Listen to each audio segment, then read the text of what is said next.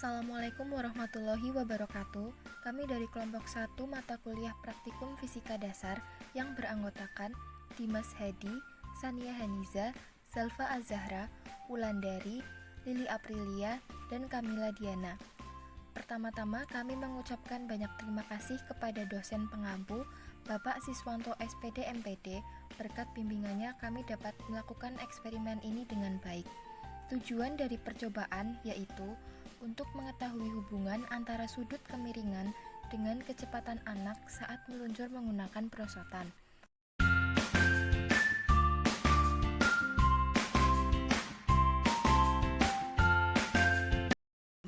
Bermain bagi anak usia dini mampu mengembangkan kreativitas anak. Bermain dalam bentuk aktif maupun pasif, baik dengan alat maupun tanpa alat.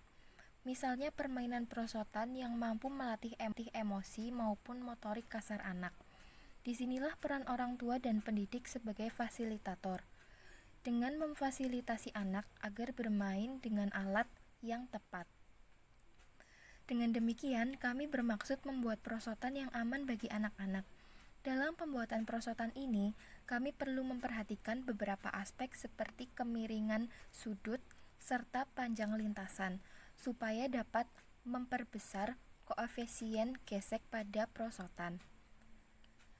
Hal ini bertujuan untuk keamanan dan keselamatan anak saat meluncur pada perosotan. Karena apabila koefisien gesek pada perosotan kecil, akan mengakibatkan anak lebih cepat meluncur dan tentunya ini akan berbahaya bagi anak usia dini.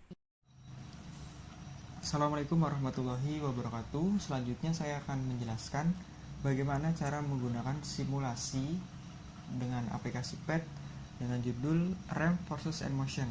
Nah, data yang ingin kami peroleh dari simulasi tersebut antara lain ada sudut dan panjang lintasan sebagai variabel bebas, kemudian massa sebagai variabel tetap, dan waktu, kecepatan, serta gaya gesek sebagai variabel terikat. Langsung saja akan saya jelaskan bagaimana cara menggunakan simulasi tersebut. Nah, di sebelah kiri kita menggunakan teman-teman menceklis gaya gesek atau F-friction agar nanti akan muncul grafik pada kotak putih berada di tengah layar. Kemudian di sebelah kanan kita menggunakan landasan kayu, karena apabila menggunakan landasan es nanti gaya geseknya akan sama dengan 0. Kemudian untuk mengatur jarak objek pada lintasan miring ada di sebelah sini dalam more controls, kemudian di bawahnya diatur untuk kemiringan bidang sentuh. Selain itu di bawah ada teman-teman bisa mengatur massa objek. Nah, kali ini kita menggunakan massa 25 kg. Sebelum itu teman-teman, sebelum masukkan data percobaan, teman-teman harus memastikan tombol rekam dalam kondisi pause. Setelah itu baru bisa memasukkan.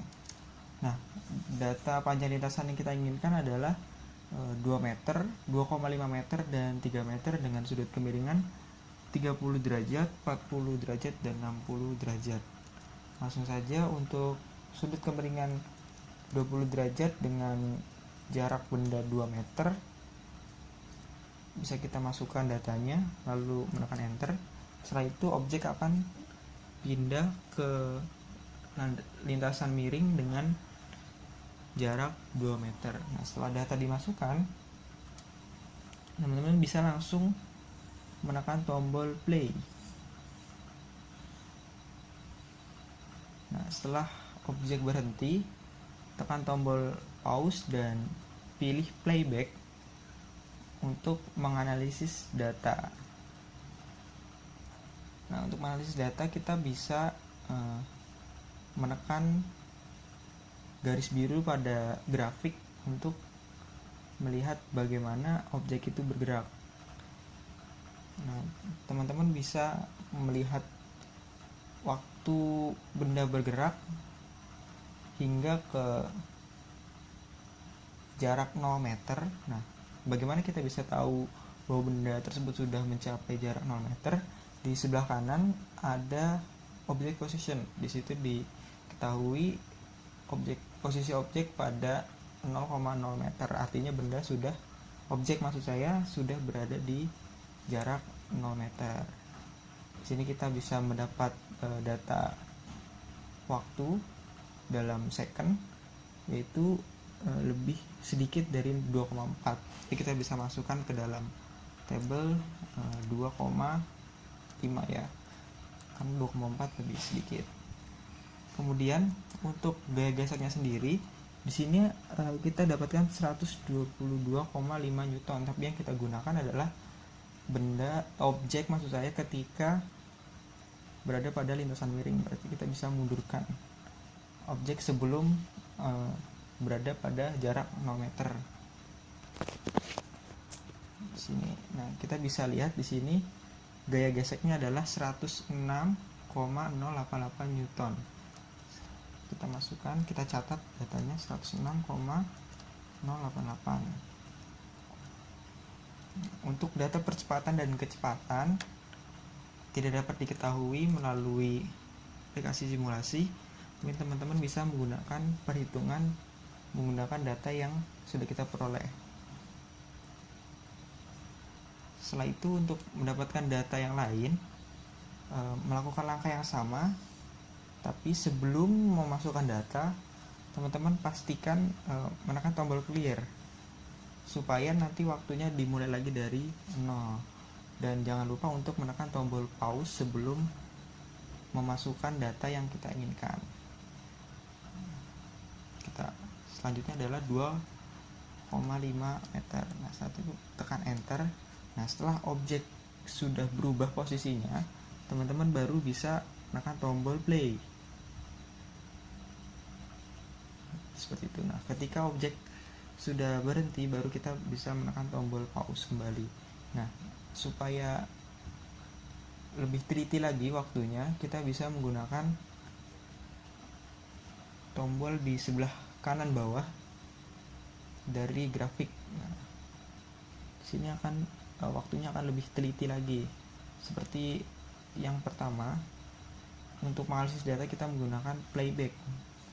Kemudian bisa mengatur jarak objek yang kita inginkan, yaitu pada 0,0 untuk mengetahui waktunya.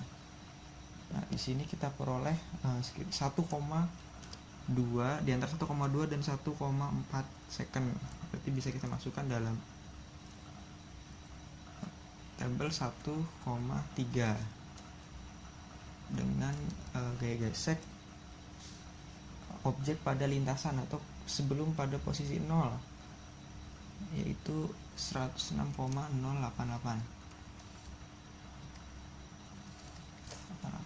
Seperti itu cara menggunakan simulasi PET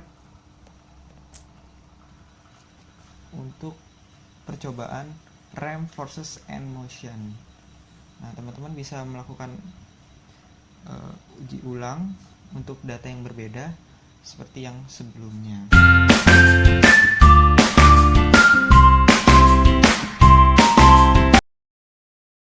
Dari hasil perhitungan kecepatan dan percepatan yang telah dicari dengan menggunakan rumus, terlihat bahwa semakin besar sudut dan semakin pendek lintasan pada perosotan, maka kecepatan dan percepatan yang dibutuhkan anak untuk meluncur akan semakin besar, dan begitu pula sebaliknya.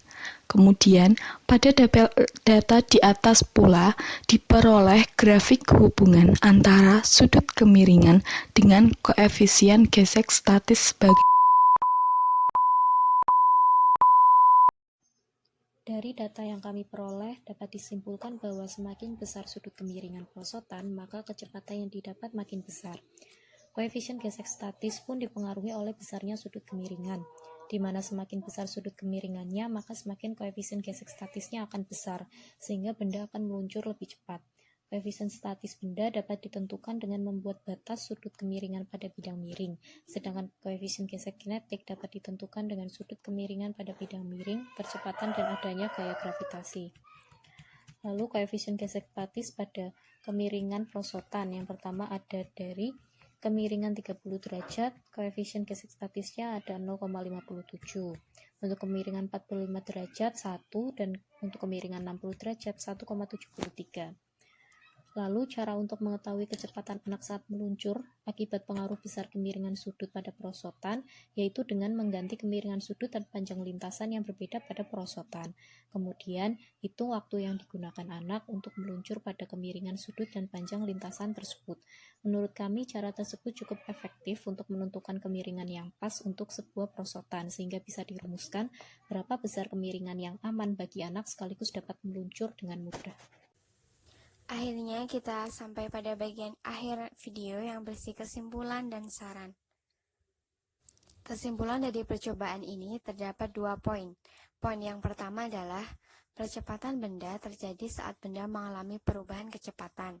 Semakin besar sudut kemiringan pada landasan bidang miring, maka waktu yang diperlukan semakin kecil, sehingga percepatan benda akan semakin besar. Kemudian untuk poin yang kedua, semakin besar sudut kemiringan, maka koefisien gesek statisnya akan semakin kecil, sehingga anak akan meluncur dengan kecepatan yang lebih cepat. Saran untuk percobaan ini yaitu, pada saat melakukan percobaan, harus tepat dalam menentukan besar sudut kemiringan pada landasan bidang miring, di mana semakin besar sudut kemiringan, maka waktu yang diperlukan akan semakin kecil, sehingga percepatan benda akan semakin besar. Percepatan benda terjadi saat benda mengalami perubahan kecepatan. Dengan mengetahui hal ini, akan membantu keamanan dan keselamatan anak saat meluncur pada perosotan.